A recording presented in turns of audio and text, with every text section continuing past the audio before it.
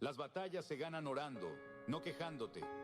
Quejarte no cambia nada, pero orar lo cambia todo.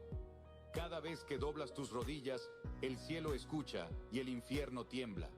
La Biblia dice: clama a mí y yo te responderé. Jeremías 33:3.